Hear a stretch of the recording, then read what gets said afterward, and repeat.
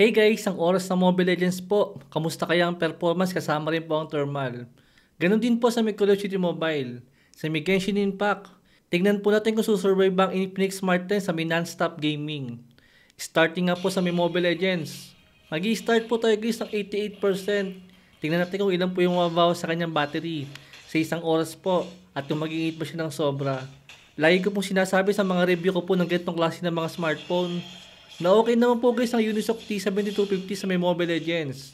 Dahil sa mga nasusubukan ko nga po, di hamak na mas okay po ang ganitong klase ng processor ni Unisoc compare nga po sa ibang entry level. Pero syempre ibang usapan nga pagka isang oras mahigit tayo maglalaro dito ng dire-diretso nga dyan sa may Mobile Legends.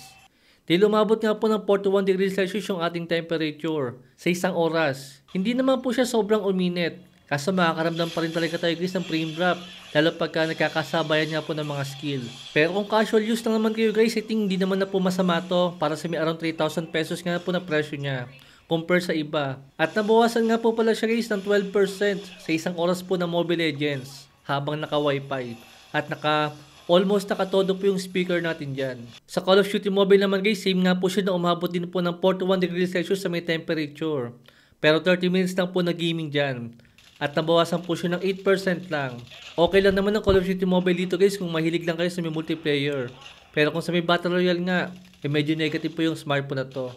Saka mababang graphics lang naman siya pwede. Pero syempre asahan na nga po natin kung medyo matagal po tayo maglalaro sa kanya. Nalalagpas po ng isang oras. Hindi po malayo na makaramdam po tayo ng lag sa kanya. Pero at least nga, kung hindi ka naman madalas maglaro, at kung hindi ka naman matagal maglaro, okay naman na po siya sa may Call of Duty Mobile. Then naka-dual speaker nga rin po siya, at maganda rin po yung kanyang display, na mayroong punch-hole selfie camera. Marami po akong nakikita mga comments sa may comment section na pagka daw po umaabot ng kulang isang taon, or lagpas isang taon ng smartphone po na mayroong Unisoc na processor, bumabagal daw po silang gamitin. Comment nga po dyan guys yung mga naka-Infinix Smart 8, yung naka-Infinix Hot 40i, Itel S23, kung kamusta po yung performance ng smartphone nyo. Dilagpas isang taon na nga rin po yung mga smartphone na yan. At halos same performance nga lang din po yan guys, ng Infinix Smart 10 ngayon. Kaya kung sakaling Unisoc T606 po yung processor ng smartphone natin, hindi pa nga po logical mag-upgrade dito.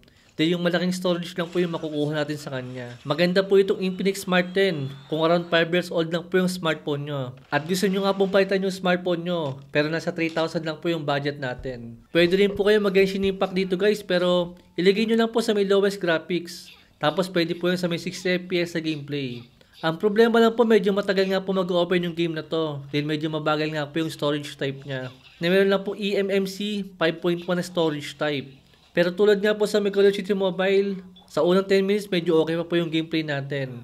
Pero pagka nga po lumagpas na po ng 30 minutes, asahan nyo na guys. Meron na rin po yung frame drop. Kung gusto nyo po maglaro ng Genshin Impact ng kahit pangit po yung specs sa smartphone nyo, at gusto nyo po yung walang lag, at meron po magandang graphics, makakapaglaro naman kayo dyan guys. Pero true cloud gaming naman. Tipid siya sa may storage, dahil hindi nga po kailangang i-download yung game mismo. Nakadepende po sa internet yung guys yung magiging performance po niya at yung magiging graphics po ng Genshin Impact. Napakalaki po ng difference yun sa may full game compare po sa may cloud gaming. Dahil hindi nga po siya nakabase sa may specs ng smartphone natin. Kumbaga nagra-run po yung Genshin Impact ng malayo po sa inyo. Pero ini-stream nyo lang po yan guys sa may mismong smartphone nyo. Kaya po nagiging possible na smooth po siya, maganda yung graphics. Pero dapat niyang malakas yung internet nyo. Saka dapat stable din. Dahil sa may 30 minutes sa gaming nga po sa may Genshin Impact, sa may cloud gaming, umabot lang po siya guys ng 38 degrees Celsius yung ating temperature. At nabawasan lang po siya ng 7%. Mas marami pang nabawas sa may Call of Duty Mobile kanina, compare nga po dito ngayon.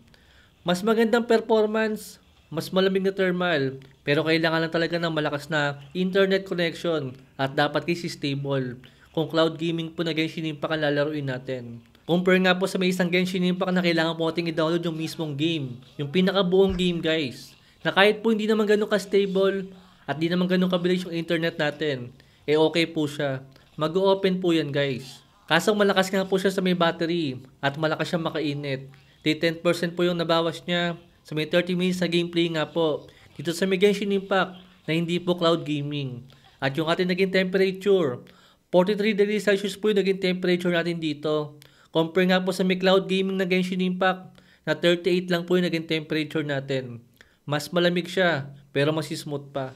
Maganda po maglaro ng Genshin Impact guys yung full download, kung malakas po talaga yung smartphone natin. Pero kung mahina po yung smartphone natin, okay din po ang cloud gaming. Kaya sa almost 3 hours po na gaming dito sa may Infinix Smart 10, nabawasan po siya ng 38%. Saka expected naman yan guys, na hindi po sobrang iinit yung smartphone na yan. Dahil mahina lang naman po yung kanyang processor. Talagang pang casual gaming lang to. Di kung gusto nyo po guys sa medyo matagal malobat at medyo babaran po na gaming experience, hintayin nyo po yung game review natin ng Tecnopova 7. Yun guys, papakita ko po sa inyo yung performance po ng smartphone na yon. Pero syempre guys, considering nga po na around 3,000 lang to, hindi na rin po masama ang performance po ng Infinix Smart 10. Meron po tayong link dyan sa may description. Balik na lang po yung video natin. Thanks for watching.